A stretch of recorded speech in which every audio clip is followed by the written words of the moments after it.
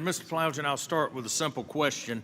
Why do you think that you and your colleagues in the administration are so gifted and talented that you can override the Constitution and write tax policy and usurp our authority there? I do not think that. Well, good, then you should stop doing it. Tax policy belongs with this committee of jurisdiction, not a rogue administration running out and cutting deals with foreign countries that make America less competitive. This whole notion that somehow or another we need to be in bed with the same tax rate as the rest of the world is absolute lunacy. It is lunacy. Our mission, our goal every single day should be defending those things that make America great and making sure that we're the most competitive place in the world to invent, innovate, manufacture, and sell around the globe. Americans today really care about their jobs and being able to provide for their families. Americans today care about being able to afford a decent, safe place to live. Americans today really care about their kids' education, and most importantly, they care about their freedoms deeply. And our entire philosophy should be around preserving those four things, not putting us on par with a bunch of other countries that don't share our values or our competitive nature. Why in the world would you allow countries with higher and more generous R&D credits have an advantage over Americans? Why would you do that? Congressman, we share your concerns about making sure that America remains a competitive place to do business. In fact, we think it's the best place in the world to do business. Pillar 2 is about leveling the playing field for U.S. businesses. Again, Pillar 2... Leveling the playing field for U.S. businesses? Wait a minute. We're about the American people, the American workers, and American businesses and innovators and creators. We are not about leveling the playing field with the rest of the country. We're about being number one day in and day out. This whole business of leveling the playing field is it is a farce. We're either going to be number one in the world or we're not. I don't want to be number one tied with 5 other countries or 20 other countries. We need to be number one. We need to be doing things that increases productivity, that allows Americans to have better jobs. We need to be doing things that allow Americans to live in decent, safe housing. We need to be doing things that make sure that our children are educated in a way that they can compete on the global stage, and we need to be defending our freedoms. The only way that we can do that is to have a vibrant, strong economy, and we should be drawing treasure from around the world, not sending our treasure across our borders. How in the world can you justify sending American tax dollars to foreign jurisdictions? How can you justify France being able to tax a U.S. company? That is absolutely crazy. We have real problems. We have real challenges in making sure that we can meet the needs of the American people, and all of a sudden you're going to suck billions of dollars of taxes out of the U.S. economy and send it to people that don't necessarily share our values. Why in the world would you do that? I share your concerns. I don't care if you share them or not. I don't care if you like them or not. I'm asking you, why would you do it? We believe that on a level playing field, American businesses and American workers will win. We believe that when there's a level tax playing field, U.S. businesses will be able to compete and win. Wait, stop right there, sir. Let me reclaim my time. How is, again, I don't think this is leveling the playing field. I think this puts us behind the 8 ball. And here's why. If all of a sudden, here in America, if we're sending our tax dollars overseas, and our spending continues to go up because we've got some real challenges with the population, if we can continue to go down that road, then we're going to have to tax our traditional taxpayers more. It's going to put more of a burden on our job creators and our American workers. As that happens, our productivity goes down, our ability to invest in new technologies, and training goes down. We don't have the resources to take care of our most vulnerable. The only way you can do it is to raise taxes. As you raise taxes, that makes us less competitive. I do not see the logic. I do not understand how in the world that you can go through the mental gymnastics, or you or anybody else in the administration, to land where you have. If you are taking revenue out of the U.S. and delivering it to other countries, then how does that help us meet the needs of the American people? Pillar 2 reduces the incentive to shift profits offshore, and it allows the U.S. to maintain a robust corporate tax system. But you didn't really care about that a couple of years ago. You didn't really fight for guilty. Matter of fact, you'd kind of delayed everything, put us behind the 8 ball. I would ask you to do this. Think about the things that American families wake up and think about every day. A job, a house, an education for their kids, safety and security, and think about the freedoms that we have. And ask yourself, does this policy advance those goals or not? And the answer is no. With that, Mr. Chairman, I yield back.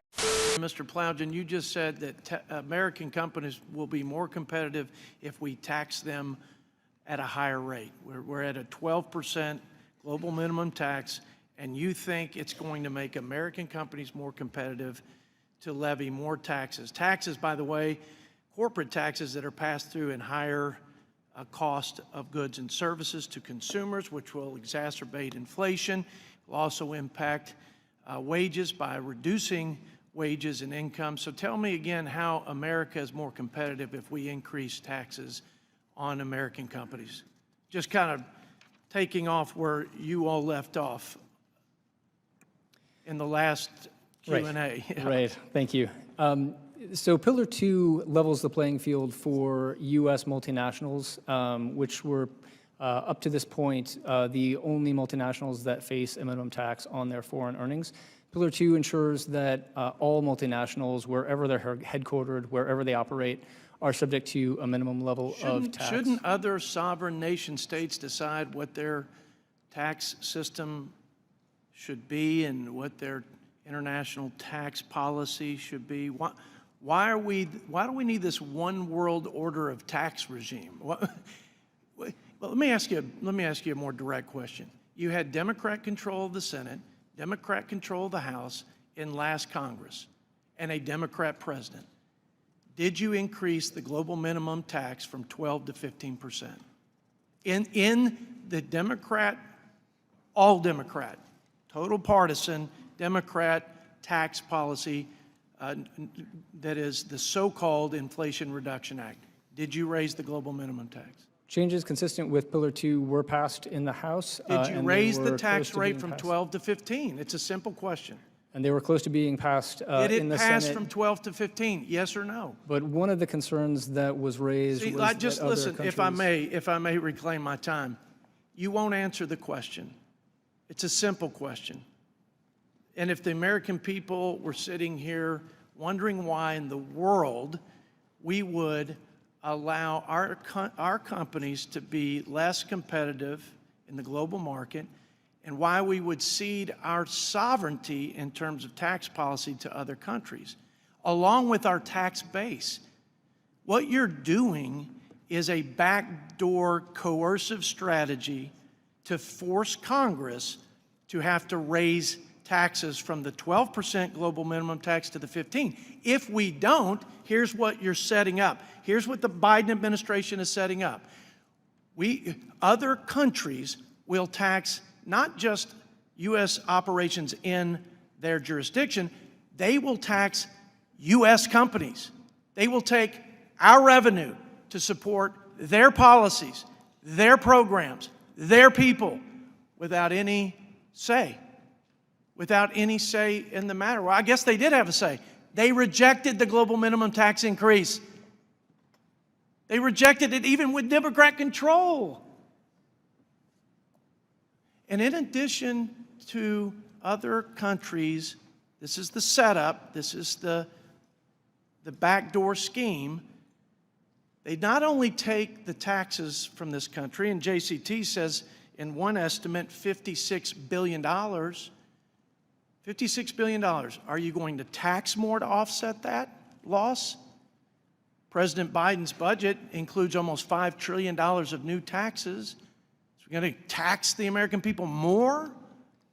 I think the most outrageous aspect of this whole thing, not to mention the fact that we have pleaded with you all to consult with Congress and we got nothing, no response, is the fact that the tax base will be ceded to foreign jurisdictions for their people, their programs, and their policies that we will subsidize, that United States hardworking taxpayers will subsidize, but we will also undermine our sovereignty. We have set policy, Mr. Chairman and Ranking Member, we've set policies. Whether I agree with them or not, they're the law of the land. And their tax policies to incentivize behavior, like we want to encourage investment in R&D, or the work opportunity tax credit.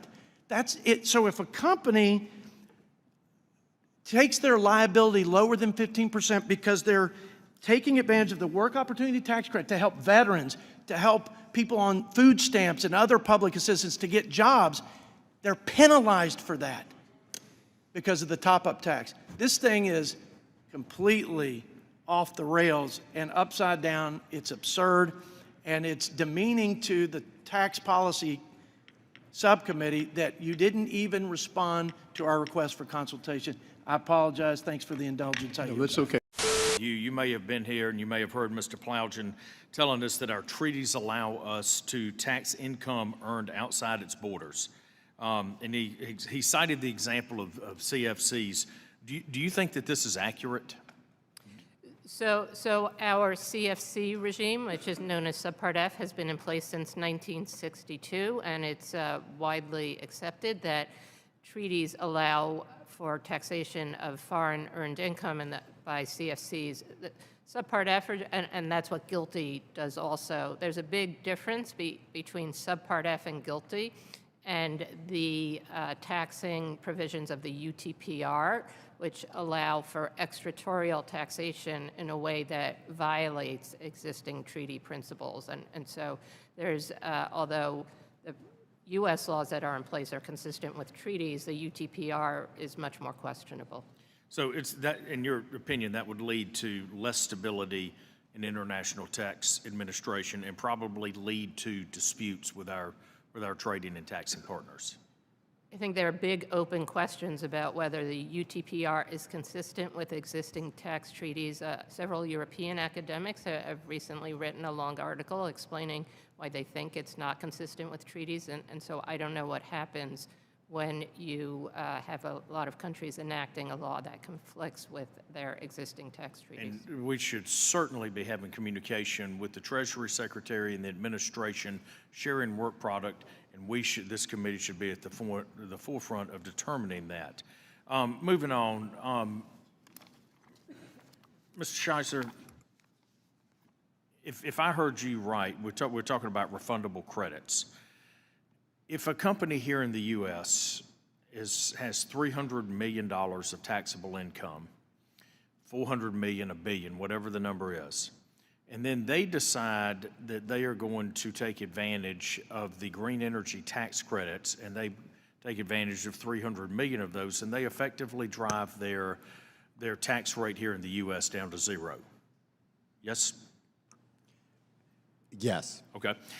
Now, if that happens, then a European country could say, well, you have an effective tax rate of zero, therefore we're going to tax an additional 15% to bring you up, right? That is the risk I was identifying, yes. So let's just think about this for 1 second.